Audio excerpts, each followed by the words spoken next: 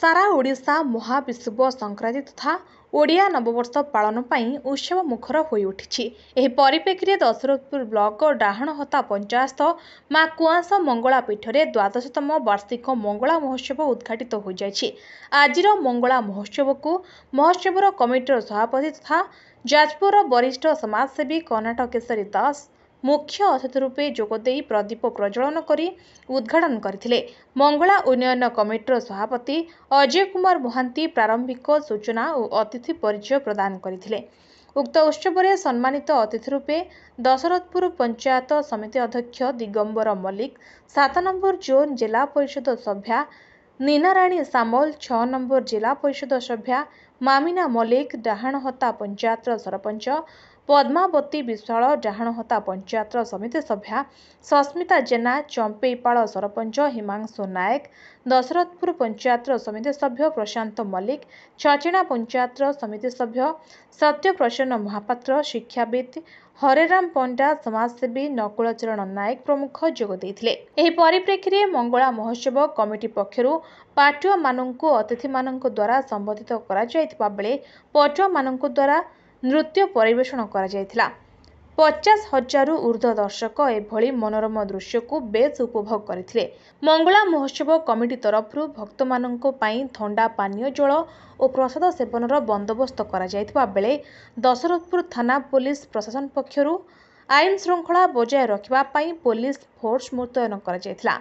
विभिन्न शिक्षानुष्ठानर शिक्षार्थी माने उपस्थित रही भिड़ को नियंत्रण करुथबार लक्ष्य करा जायतिला। सेहीपरि विभिन्न स्वेच्छासेवी अनुष्ठान पक्षरु ठंडा पानी और पणा बंचन करा जायतिबा देखिबा पई मिलिथिला। आज कुआंस मंगला पीठरे धूमधाम रे मंगला महोत्सव पालन होउची। सकाल सकाल भक्त राति 4टारू एठारे लाइन लगाई अत्यंत श्रृंखलित भाव दर्शन करछुंती मांकर एवं आम ट्राफिक व्यवस्था को अति सुगम करिछु। पुलिस विभाग तरफ आम व्यापक बंदोबस्त करिछु। स्थानीय पुलिस प्रशासन तरफ धाड़ी करी दर्शक माने जेभली श्रृंखलित भाव दर्शन करि परिबे सेथिबे आम यथेष्ट व्यवस्था करिछु। जत पर्यंत एठी भिड़ लगी रही सेत पर्यंत पुलिस रही। संध्यार पुणी सांस्कृतिक कार्यक्रम रही। संध्यार लोक समागम हे जन समागम हम से व्यापक बंदोबस्त करा पुराण वर्णित क्षेत्र में ये वर्णित अच्छी माँ कुआंस मंगला कहीं केते वर्ष पूर्वर ये प्रतिष्ठित होती से कथा क्या जना ना। ये मात्र 12 वर्ष है आमर ये कुआंस पीठरे ये महोत्सव हो चैत्र मास सारा सबुदिन पर्व थाए। प्रति चैत्र मास मंगलवार दिन ये हजार हजार संख्यक भक्त मैंने आसती माँ को आराधना करती और आशीर्वाद पाती। से आशीर्वाद पाई प्रति वर्ष एमती चैत्र मसरे से दर्शन करती।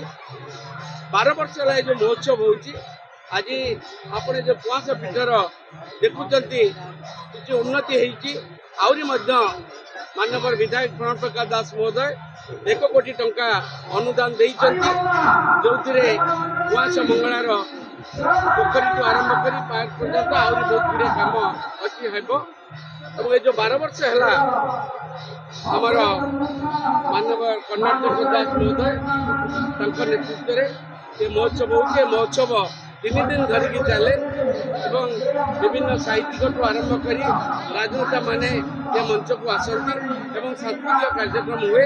ये जो आज हाट बजार आप देखुंत ये हाट बजार प्रति वर्ष एमती पड़े। ये लक्षाधिक भक्त आज दर्शन करती माँ। ए मंगला कमिटीर सभापति एवं महोत्सव संपादक। मंगला महोत्सव 12 वर्ष धरी चलुची।